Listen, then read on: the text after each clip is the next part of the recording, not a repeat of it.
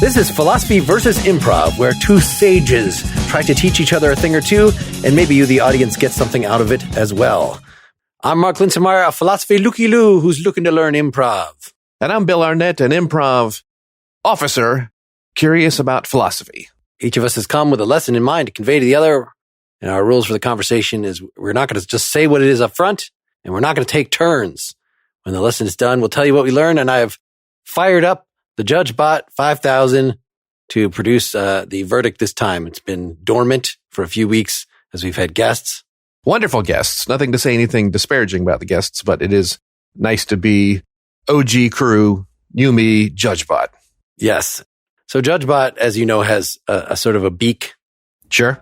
Sort of a thing. And right now there's something, I've wrapped a shoestring around it so that it cannot communicate verbally. It has been keeping me up at, just intruding on business calls and things. So I don't know a mechanical way to make it stop jabbering. So merely using the old fashioned string. Just kind of unplug it. It's got to listen to what's going on here.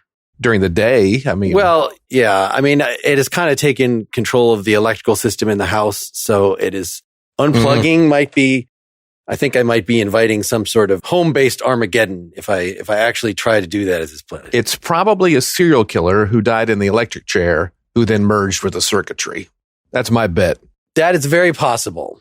Happens all the time. Yes, you bash the judge. You say nasty things about the judge before we have our competition, and it has to judge impartially between us. I encourage you to do that. Okay.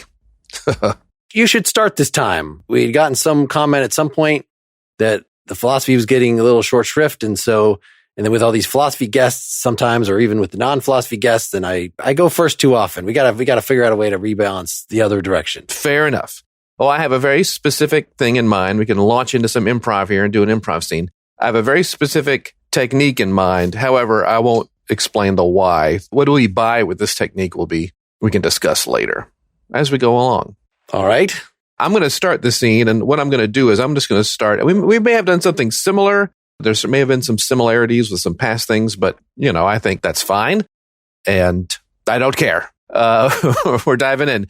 We had an offline discussion about how do we change things up and shake things up, and I think we can do this. I'm going to start this scene by essentially, I'm going to jump into a scene or some kind of dialogue here right in the middle, and the absolute middle with zero context.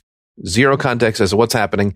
And I want you to ask me a question quickly that is also implies you've heard more of this story than the audience has. Okay. So if I start off talking about something about, some story that clearly is taking place in a school or something, you would ask a question that demonstrates that you've heard more than the audience has heard. All right. So it's equally out of context for the audience. Double out of context for the audience. Are we ready? I'm ready. Let me get myself ready here. All right. So get this. Tommy dumped his popcorn right in the front of the theater. All right. So as you can imagine, Cheryl's furious. She's furious. I thought Dave already confiscated the popcorn. That's just it. Tommy had a confederate. He had someone on the inside who bought the popcorn and was sitting on an aisle seat. And then when he came in, he grabbed it. So these rapscallions, I don't know. This has kind of been building up for a long time. Well, he said he was gonna dump popcorn everywhere and make a big laugh out of it. And of course, Cheryl's mortified by that and didn't want him to, but it's just usually when that kind of threat is made, as you were just telling me 5 minutes ago, it's some sort of metaphor that dumping popcorn means something else, usually something much more disgusting. So I'm actually, what it means is I think it's funny to embarrass myself. So you need to call Cheryl. That's what we're getting at. That's why you have to call her and explain this mess. You were telling me what's going on in her personal life. Do you really, is that why you're afraid to call her yourself? Well, she thinks that I would be in on it with Tommy. She thinks that I was the one who was hiding in the theater with the popcorn. But she knows you weren't there. She knows that you and Tommy had a bit of a falling out. So I think you'd be perfect. I think you'd be perfect to patch up this relationship. That's what I'm getting at. I'm feeling like the social relations among us 9-year-olds are getting more complex every day. We're knocking on the door of teenagerdom, all right? And it's time to start acting like teenagers. I thought it was strange that Tommy's voice changed so early, and maybe it's what we've been eating that is sort of caused. I mean, you got almost a full beard there. It's fuzzy. I'm not going to lie. It's fuzzy, but it is coming in. It is coming in. And Cheryl, despite being only 10, seems to have fully developed breasts. Do you not find this a little peculiar? How? Look, here's what you need to know. Tommy loves her. He also loves making a hilarious scene at the movie theater. Okay. And now Cheryl's pissed and is going to dump him. And as friends who recognize true love when we see it, we can't let that happen. So you need to call her and pretend like you know nothing. And then when it comes up, which it inevitably will, you can swoop in and say, hey, I think Tommy really likes you. And I think that it would be foolish to let this one incident, ruin a good thing. So I'm trying to get Tommy off the hook, but I'm also trying to get you out of suspicion. Oh, I wasn't. We didn't talk. We did not. This conversation did not happen. That would ruin everything. All right. And what was all this stuff about? Dude, be a bro. Be a bro, dude. That's what I'm saying. Be a bro. All right. Be a friend. Be a pal. And make a not anonymous phone call to save a relationship. Okay. Help a brother out. All right. I feel like it was coming from Tommy himself. I mean, he's got that minor he's been reading a lot of poetry. Like, I think that he might be able to handle his own business. I don't know why you think. I know that I have a certain skills, verbal skills as well, because I've been reading all this philosophy, but the poetry beats philosophy every time. Well, she's cut him out. Cheryl's cut him out. She's not answering his calls, not answering his texts or his emails. All right. So we got to do the end run. Blow the horn, blow the ram's horn, assemble the fellas. All right. That's what's going on. You're the cavalry. All right. You're the cavalry. Now, what do I get at? What I hesitate to ask, but the bro code, I'd be putting myself out on the line here. Yeah. I don't know that it extends. I feel like some sort of quid pro quo might be in order. Do you feel like maybe, Belinda, I have been long lusting after, and I feel like my words are inadequate to win her heart. Oh boy. And perhaps Tommy, if you would talk to Tommy about writing a missive to deliver in my stead to win her heart to me, then that might help me see fit to make this call on behalf of him. You were asking. For years, Belinda has been in the conversation for years, and we understand that. All right. And she doesn't seem to recognize that I exist, that I am alive. I find it quite dreadful. I try to show my face around her. I begin to blanch. I begin to feel lightheaded. Words do not come to my lips. Look, here's what I can guarantee. I can guarantee my older brother can get you a sixer. Okay? Of anything you want. That's easy. All right? I can definitely swing. You want some Natty Light, some Bush, whatever you want. I can guarantee a sixer. Okay? What I can't guarantee. Your brother is 3 years old, and I know he's created a still where he brews all these brews himself. But I don't know that I trust. Have these been tested against animals? I mean, they have been shared amongst the football team, and they seem to think it's great. Okay. All right. So that's a guarantee. If you want any kind of Belinda action, I'll have to take that back. I can't unilaterally approve that. Okay. This is the Pee Wee football team you're talking about. The Pee Wee football team gets drunk under the bleachers on my toddler brother's homemade beer. Yes. Those are the facts. Those are the facts. 12 years old, yet have grown to a height, I believe, an average height of 8.5 feet. So they really must need a lot of beer. Yes. So I would think this is a very potent brew that your brother has been brewing up. I don't ask questions. I just drink it. All right. I don't know. I'm not sure what the hang up is. I look a gift horse in the mouth here. All right. I tell you what, I'll take this back. I'll take your offer back and see what we can do. But time is of the essence. All right. If you could get, what's the fellow, Sanjeev? Tommy? If you could get him to notarize whatever you come back with, so that we have, some sort of formal ironclad agreement. Timestamp? You want a timestamp? Is that okay? I'd like it to be timestamped. Yes, I'd like this to be into the minutes. Well, I'm going to say this. This conversation was difficult.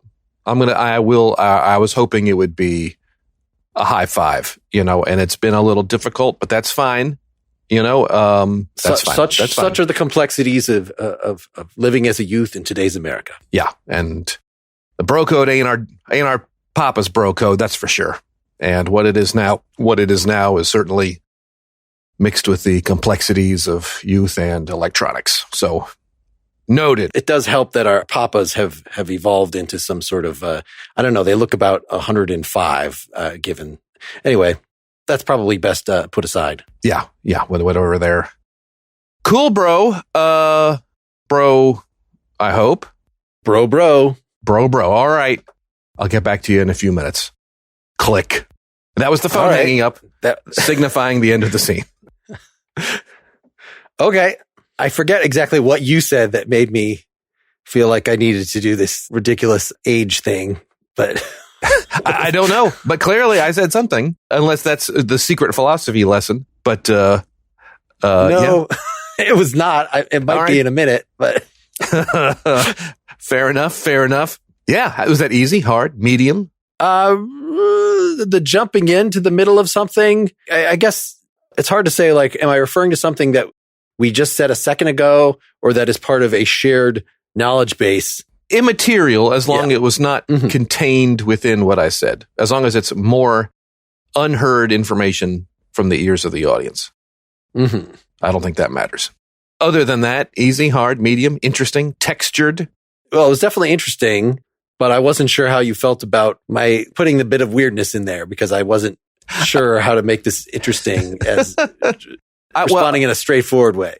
The improv note would be, how do you feel about me trying to put you up to this? How does your character feel about this? Put upon or lucky? Definitely hesitant. And that was largely because I felt like if I just said, okie doke, then the scene would be over, and we had to somehow stretch this out. So it was not a frustration scene, but it was something with a similar dynamic of hemming and hawing and sort of keeping you asking and raising the stakes and introducing new elements, so that I couldn't just say, all right, I'll get back to you. Bye. It could have continued, even if you said, I'm on it. Believe it or not, we could have continued, because that would then tell me quite a bit about you and your character and what you're all about, and that you're totally down with this kind of a thing. And that is fine. That scene probably happened in another alternate universe, but that is fine. Maybe we can do another one of these days where it's like, ooh, try to say something that ends the scene. That might be a fun exercise to prove that these things might be more durable than we. Any ideas what the lesson might be? Any early inklings or tinglings or thoughts? No, other than just being in a concrete, developed, just what you said, of how to establish this shared something immediately, which is probably not to, as I was then trying to develop the idea, gratuitously state the heights of the football players and the apparent ages of the adults. This is something that I feel like I had to get out, and I could not show. I had to just say. Yes. If I wanted that to be part of the joke, there's no other way. At least no other way that I could think of quickly enough. There probably is a way to imply that all the adults are on, not catheters, but, on some iron lung. But yeah, some old people devices. Okay. If there was something that would just connote that you could say that instead of saying that they all look very old. I will take clear and inelegant over confusing and elegant any day of the week. So confusing doesn't just invite you to give your own interpretation? Well, there's character being confused and then actor being confused. And as an actor, I will give my own interpretation. However, I also recognize I may be stepping all over your intended, what you had in mind. I felt like I set up that everybody is impossibly advanced due to some unknown cause. Something in the water, aliens. And you played with that. You accepted that, but then you didn't bring up another character that had, I brought up all the new elements of that. Like that there's a lawyer character and was that a sign of, okay, Mark, I don't know if I'm really crazy about this idea. I'm not really so interested in, I'm going to stick to the business at hand. I guess my character could say it's like, all that is true, but immaterial in this moment. Mm-hmm. And that is also possible. And, again, in another universe, perhaps I took that and ran with it. But my character would be like, that's all true, but that doesn't change what's happening right now with this phone call. None of that alters my reason for calling you. It might, perhaps there are some other elements of that, but it's a little bit apart from us and apart from this moment. And it wasn't just like, oh, I got to pick up the phone. Oh, man, I got to save this relationship quick. I got to call Mark quick. He can work some of his magic. I'm not thinking about, man, those babies have beards, That's states of exposition. So maybe I was overinterpreting your attempt to start in the middle of the scene and convey that some things have happened in the past by, that I interpret that as an invitation to write this little sci-fi scenario or whatever and try to do a huge exposition dump in the course of talking in the, in the first 2 minutes. It's interesting, cool color. It's the olive in the martini. And I think as improvisers, we got to make sure that we're getting plenty of vodka and that kiss of vermouth and not just a glass of olives, that we're getting some of the other fun stuff in there as well. The action reaction that is inherent of drama or any good book or movie we write is that someone's behaviors are having an effect on someone else, either well or poorly. We either like it or we don't like it. And I certainly could have done some more with that color. And perhaps if this scene were to continue or birth future scenes, that color could become very important or inspire other players. I guess in that very brief moment, my character felt it not quite germane. Now, again, alternate universe Bill may have felt differently, but that was that. Does that make sense? A little bit of sense? Yeah, and I'm developing a different idea for the philosophy here, which is based around what we've been talking about in how does history, your personal history, your cultural history, all the kinds of history affect your self-conception? This is an easy thing to reflect on through the lens of improv, of how much of a backstory you feel like you have to build into a character or how much of setting. Boy, clarification. When we talk about history, do you mean our own personal life experience history or history going back as like, well, my parents were originally, great-great-great-great-grandparents were Scots-Irish from, emigres and what that means. And I mean, that's a great question in how you think it should affect how we live, that I think as Americans, as waspy Americans, we have, I don't want to say a privileged position or something, but it is sort of the default position of, I don't really care. It's kind of cool to do some genealogy or whatever, but it's not like I need to live the traditions of my English, German, French ancestors.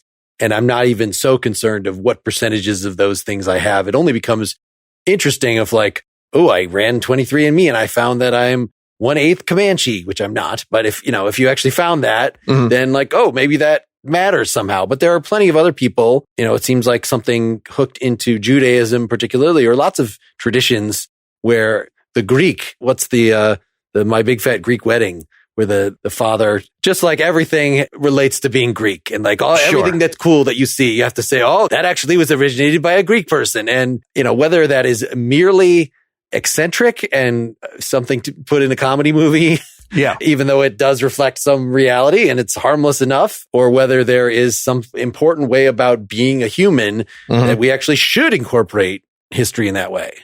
I don't know. What is your thought? I'm just thinking like one history, the history we never get to experience directly, where my great-great-great-great-grandfathers are from and all those things has to be told to us. And I think that for many people, there is, and in fact, you probably say all people, there is a value in this idea of belonging, and we can bemoan tribalism as a bad thing, but it's happening 24/7, 365 in every corner of the planet. There must be something inside of us that's like, no, I do. Being part of a group does give me feel a sense of belonging or something. Now, can that be perverted or twisted or taken to too bad of an extreme? Probably so. I don't think we should necessarily bemoan people for having a glint of happiness if they think about where they were from or whatnot. But on the same token, I think that can all be taken too far and carrying dead people's baggage is the expression I've heard sometimes. And I think that actually probably it's different than my own personal experienced history, which may be divergent or different than my quote unquote ancestral history. And in that regard, I think that experience history is very important, and why we behave the way we do as a summation of DNA to the square root of our personal experience, and that how someone grows up and how someone sees the world ends up impacting them in a very real way. So I guess in some ways, the improv tie back would be, the experience history might be really important to explore a character, but it may not necessarily be something as cut and dry as, oh, this person is 1/8 Comanche, or this person's great grandfather. It's all kind of data points, but not necessarily the kind of visceral, oh, this person experienced extreme poverty for much of their growing up. So now that they've grown up, they're just like, pay off all their debts. They fly the cheapest airfare. They drive. There may be other things that drive them that are more experiential versus ancestral. So sort of either way, I don't know if you're familiar with Jean-Paul Sartre. Heard the name. His existentialism says that we kind of always, it's a bad habit people have, that we try to make them ourselves an object. We try to make of other people objects. And what this means is we want to lock them down. We want to define them. Sure. It's more common with other people because that makes them easier to deal with. If you could just like put them in a box and predict how they're going to act, like, oh, that person is a fuddy-duddy. That person is a loose cannon. That's all those Gen Zer who's always, changing their attitudes every day with their hair color. Yeah. But we even do that with ourselves, that we try to like, oh, I'm a decent person. I wouldn't do that thing. You try to set some sort of self-image up to yourself. And a lot of that it could come from your personal history. And a lot of people relate that to their, it's very important that their family line or whatever, some cultures more than others. It becomes like what your group memberships are become more of your self-definition. And really all that's bullshit. That is all self-deception. The truth is that we are sort of whatever's actually motivating us. Of course, if you've suffered trauma or whatever, you're going to react differently than somebody who hasn't. But we always feel like the next thing we do is a free action. And that should be something that we really embrace. And if we are like, I can't do that kind of thing because that's not the person I am, then you are lying to yourself. Sure. It seems like for improv, I think it is very important. This whole sense of identity is very important for the average human. Speaking as alien zoologists, we might say, well, those humans, they need to label themselves as something. They need to identify as something and put themselves in, and it's really, really important. However, there is no material basis for any of it. Again, this is as an alien zoologist who might say like, look, I can get a baby from every corner of the globe, take him into space, and tell the kid raised in South America that he was actually raised in China, tell the kid in China that he was actually raised in South America, and tell him the story of the conquistadors. What, would they even know? Would the baby from China who grew up thinking they were a descendant of the Incas and Spanish, and the kid from South America who thought his ancestors were in the dynastic, Ming dynasty, would that ring any more or less true to them? Is there something in their DNA that says, no, I'm part Inca and Spanish? Or they'd be like, yeah, okay, all right. It's a weird thing. And I think it's a peculiarity of the human animal, just how important that identity is, yet how little, going to get me in trouble, but how little it takes to turn that on and how little it might represent. So I guess maybe I got a Sartre feather in the cap, I guess, a little bit. I think that improv stuff is just, we do put people in boxes and we do label people, but I think the way we label people isn't just stereotypical. Oh, that person is, you said fuddy-duddy. I kind of like fuddy-duddy because that's kind of a behavior. That's kind of something we experience. That person talks too much. That person just wants to be the boss. That person's just a classless player. And all they want to do is just like, they're always on the prowl. And those are people that we've met in our lives. And that it's very easy when we describe people to third parties. It's something we've talked about, this whole notion of behaviors. And if I say, describe this person to you, I won't say, well, they were born in Omaha, Nebraska. Their parentage is X, Y, and Z. They are a proud member of the Boy Scouts of America. It's like, no, I would say, oh, this guy, he will bet on anything. Everything is a game. And if you order the burger at a restaurant, he'll order the double just cause, and it's like, all right, that will give me something to work with. That's something that will affect me. And if I'm going to interact with this person, that would be helpful to know. rather than just biological, bibliographical data points. Well, I know when I'm storytelling and I introduce a new character, I put a family tree down. I try to describe pixel by pixel the shape of their face. It's really hard to actually finish the description. But that could be really important if you then go on to say, I know like there are certainly fantasy books that go into all this lineage and whatnot, but all that is there not for information, but it's there to then leverage that character. Other people use that lineage to leverage them into a certain behavior. Look, you're the prince, all right? And these are all your forefathers. And you need to act a certain way. You're not going to be a poet. You're not going to run off and join the circus. You are the crown prince, and you got to lead, so it's used as leverage. It's not like those data points are useless to other people. They may not have any underlying value. They're not a fungible asset, but all the people around them may leverage that to get a person to behave a certain way, which you could argue every interaction in life is, please behave a way I want you to. Please do the thing I want you to do. Friends are the people who usually naturally want to do what we want to do.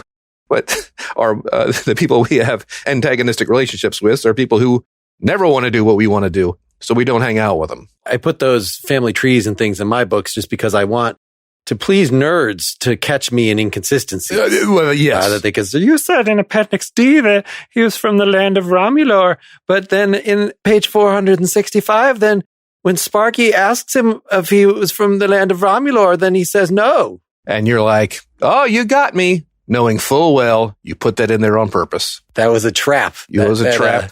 Labeled them. Now they have an actual label on them, so the aliens will know who to kill first. And now they think they got one over on you. Now they think they won. But the truth is, you control their emotions. It's good to make people feel good by letting them think that they've fooled you. Oh, yes. Letting them think that I let somebody empty out my bank account because I was just like, they're going to feel such a sense of accomplishment. That's too much. I think that might be too much. Something empty out your bank account might be too much. I had a buddy when we moved to Chicago who had a poser wallet for a little while that he just had like a couple dollars and just some like old random canceled credit cards in. So if he ever got mugged, that they would grab the poser wallet and then leave him with his actual wallet. It never got it never happened. He never got tested, but that sounds like, it felt like an appropriate anecdote to add. Did he put smallpox in it? He didn't have access to smallpox. It is hard to contain it in the poser wallet to make sure it doesn't escape. Yes, especially if that wallet spends most of its time with you and only perhaps with an assailant, with a mugger. Yeah, that's difficult. Should we do another scene here? Mark, do you want to try this starting in the middle and having me ask a question out of nowhere that the audience will have no context for? Yes. All right. So I know this is really hard for you to hear, that you thought that you'd been all the time. Do we have to go? Fine. I mean, I was trying to reveal to you your true parentage, and it is very difficult, I know, for you to understand that Mom and I are not your real parents. Is this why Gordon ran out? Do we know where Gordon is? Well, I mean, Gordon did know some of the circumstances. He was involved in bringing you here to us. In fact, it was his mother was murdered by your real parents. What? Gordon? My older brother, Gordon. No, not that Gordon. The other. I thought you meant the Gordon that just ran out. Yeah, we gotta have labels for these Gordons. No, Gordon, your brother is Uncle actually Gordon. Yes, the one that we have you call Uncle. Yes, but he's not actually my brother or your mother's brother. He's just a family friend. And even if he was, I'm not your child. No, but he at least is more related to you in that he knew your real parents. He did.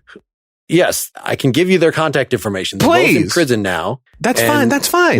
We took you in because I know that we have you go to church all the time, and you're just a very moral boy, and I really appreciate the way you're growing up. I felt like having reached that age, having reached 13 now, you're old enough. This is crazy to see who you actually come from. This is crazy. So we can pull this up on Google here. Just you can get your phone. So who are my real parents? Yeah. So it's the Munson family. It's an actual family, and they were part of a cult. So actually, it's a little unclear which among them are your parents, but I think it is this Phil Munson and Judy Munson. And there was a cult. I was the product of a religious cult. Was it religious? It was definitely religious. It was sort of a religious death cult. And you can read I don't know if I'm comfortable with you reading all the details. You maybe should just. The cat's out of the bag. I mean, y'all got me a smartphone, so I can. Yeah. So it is sort of like that Texas Chainsaw Massacre kind of thing. But this happened in Oklahoma. Wow. So that's why I think it is disturbing, but you're actually Oklahoman. You're not from Illinois. You're from Oklahoma. I'm sorry. Right. Can we sorry you had to hear it. Can we slow down with all the surprises? Can we just slow down with all the surprises? Wow. Are my parents not Presbyterian? Is that the next thing you're going to say? Oh, definitely not Presbyterian. I mean, it is a death cult. They worship Set, I believe. The Egyptian god Set? Yeah, he's the something about death. I haven't really read into that so much. Do I still call you Dad? Is Mom still Mom? I mean, is that... I would hope so. No, you should definitely call us Mom and Dad. It's just we were on the lookout for sort of behaviors that might indicate that blood will out, that you are tainted by your origins.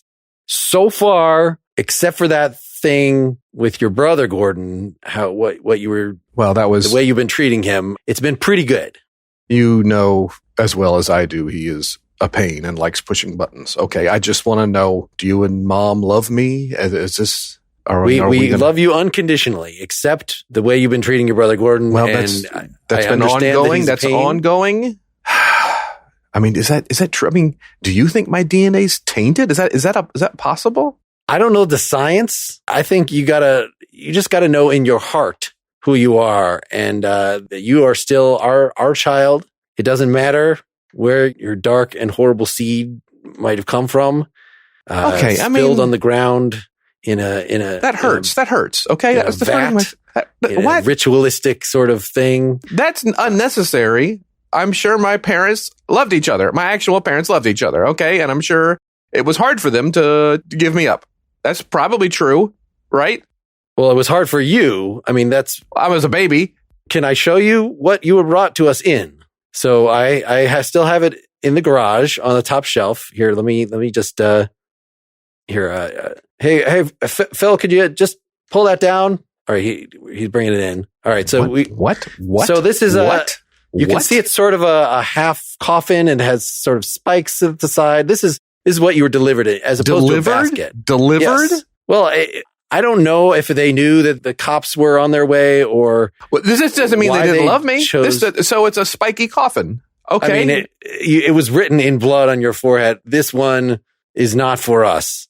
So I don't know what that means exactly. Every parent who gives up their child, it is, in a manner of speaking, not for them, based on certain economic factors, social pressures. There are a lot of reasons that would cause a parent to give up their child. All right. And not love is the one I've never heard of. Okay. That's not one I've ever heard of. I mean, from what I understand, you were the only child to emerge from that cult, that most of them were sacrificed. So because they were loved.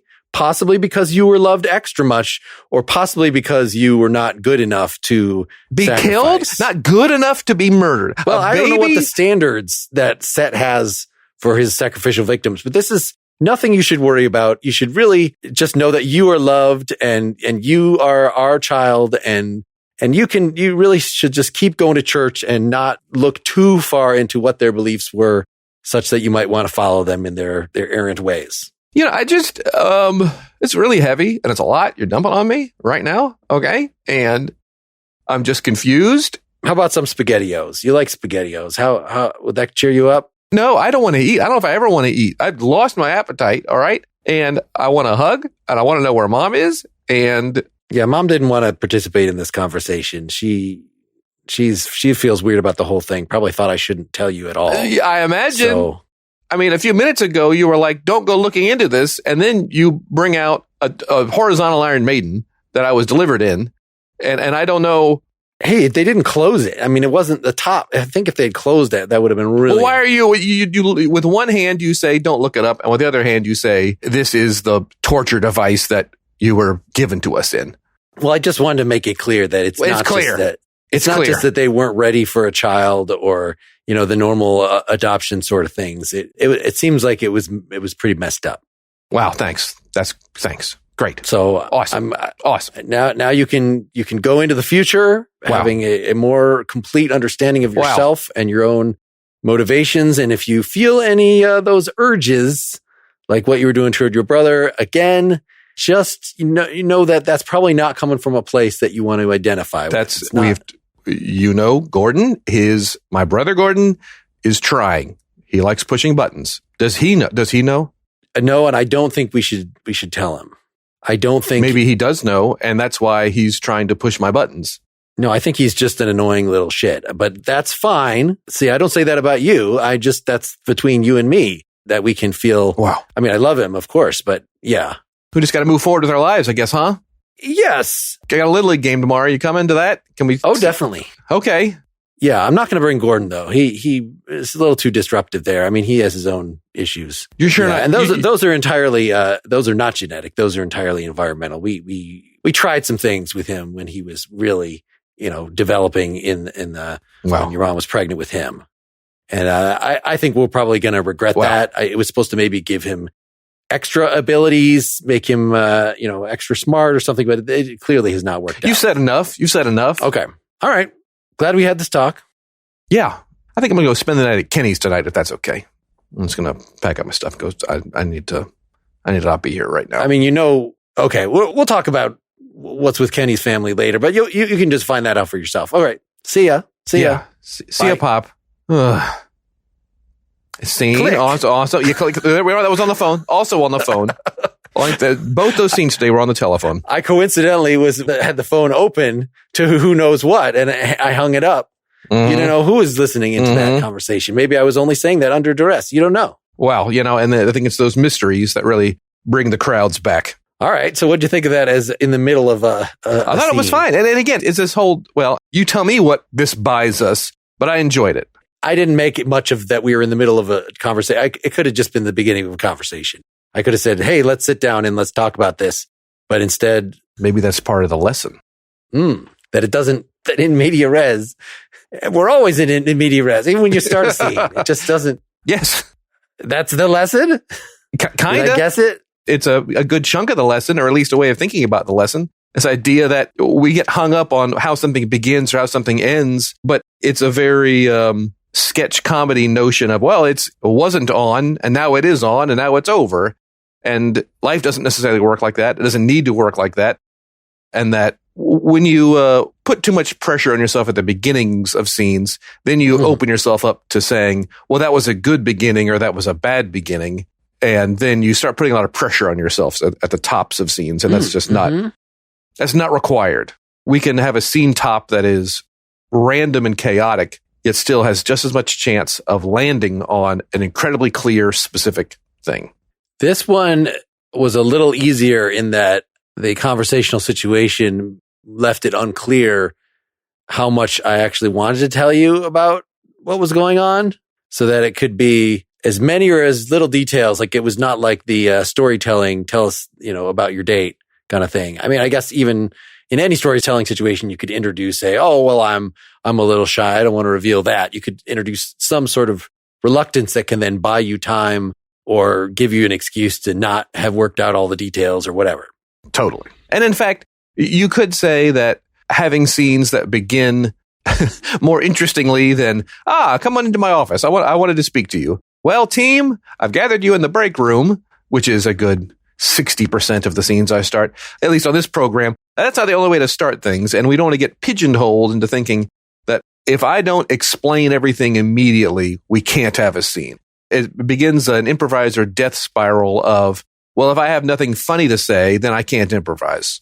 And that's just not true and a dead end philosophy. Well, let me ask you that for this kind of the second scene in a row, I set up some kind of weird premise. If I was just writing that second one as a Chintzy Saturday Night Live scheme, it would be, oh, of course this doesn't affect me, your character, but then would sort of end the scene by evincing clear, I kind of set up, what are you exactly doing to your brother? There could be something that you could have jumped on in terms of, yes, blood is outing after all. That as soon as it's revealed, or the reason that I felt like it had to be revealed now is because you actually are a demon child or whatever. But you played it more emotionally realistically than that, as opposed to merely giving the punchline of the joke. Well, I like keeping it mysterious. This whole notion of like, well, it may have been siblings have conflict and not knowing is kind of fun. If this were to go on longer or if this were to be part of a bigger thing at some point, we probably would want to know. But just in those moments, it felt like a fun thing to kind of short circuit the audience's expectations a little bit or make them stick around longer to enjoy where it's going and to meet me some more, meet you some more, and then form an opinion as to what this thing was, whether you're overreacting or I am behaving in some ritualistic torture kind of fashion. Mm-hmm. Well, and it also introduced a point of potential discomfort or whatever, because when you're talking about potential child abuse, that's not funny. That's not something we want to skate around with. So establishing that, I was trying to think like, is it Indian burns? And then I should make a comment about them being called Indian burns, some variation on a thing that people commonly do to give their siblings the business, as opposed to something truly disturbing. Yeah. Just to keep it in perspective. I hope that's the fun of it. The interesting part. And again, I was trying to get you to talk about how you felt about having this conversation. I'm kind of picking these instead of now the characters all being stupid. The characters are all unnaturally blasé, and that's sort of where the humor or attempted humor is coming from. Is that I'm trying to be sensitive and explain all this to you, and I have good, but I really sort of don't seem to have any good sense of what are good details to share and what details are not to share, or whether I should have involved the other parent with this, or just really poor judgment. And I was trying to point that out. Mm-hmm. You're doing a terrible job of doing this. I'm not sure if you were dreading this conversation or happy to have this conversation, but either way, it's exactly. fine. But I'll try to not have a character like that. Well, it's okay if they're blasé. It's just, as they're call out on it, how do you feel about there's some room for a frustration game in there. And perhaps that was the real meat and potatoes of the scene. We're all on our own journeys, and anything we can do to explore what's between us rather than the bibliographical data points. I think there's lots of cool stuff in there. A lot of stuff to mine in there. Mm-hmm. Any thoughts out of that as far as the philosophy lesson? I use this to potentially make the dumb joke that is in surprisingly many horror films or whatever. And, you've gotten a murderer's limb grafted onto you when you lost your limb. And now that limb is going to, of itself, become a murderer. The serial killer who was electrocuted merged with the circuitry of JudgeBot. Yes. It's like you said, wouldn't that be the easiest thing to do in the world to know, this person's parentage was X, Y, or Z. Therefore, we should feel comfortable treating them as such, Mm-hmm. And boy, that sure would make the world easier. But it's just not true. And ultimately not how we want to be treated, I think. But it still is inside of us. Then this whole notion of, I think we're all afraid that we'll be trapped by our DNA to a degree, or that we've certainly met people who think of their DNA as better and leverage that when there's actually little to no truth in any of that. All right. Well, let's see what the JudgeBot has to say about this. Is the lesson about starting a scene or starting in the middle in media res? Is that how you say it? Yeah. Why not? Okay. In media res, so I don't know. Has that been, a more effective, useful tool, or this rough thing about relating your background to, living your history? All right. So we're going to keep the shoelace on. You can just deliver the piece of paper as normal. All right. So we got the piece of paper. Bill, what does it say on this piece of paper? Can you make it out? Well, it says history, ... exclamation point. Wow. Well, I wouldn't have predicted that. I thought maybe my point was too dissolute to be particularly useful, but I think the general existentialist point is I think it's fun. I think it's nice. Yeah. I think there's a lot there. And I think there's a lot for all of us individually and all of us thinking about what society should look like. We're butting up hard against things that are inside of all of us that may or may not have the utility we want them to have and may have, in fact, negative consequences. And I think that's really heavy. Well, I sure enjoyed. And I think we've done my thing, a similar thing before. So let me just tag that as well. Well, I also have enjoyed learning from you, Mark. And scene. I hope you enjoyed the show. Make sure you're subscribed directly to the Philosophy versus Improv feed. You can get links for that at philosophyimprov.com or look up Philosophy versus Improv in the podcast app of your choice. While you're there, please leave us a nice rating and review.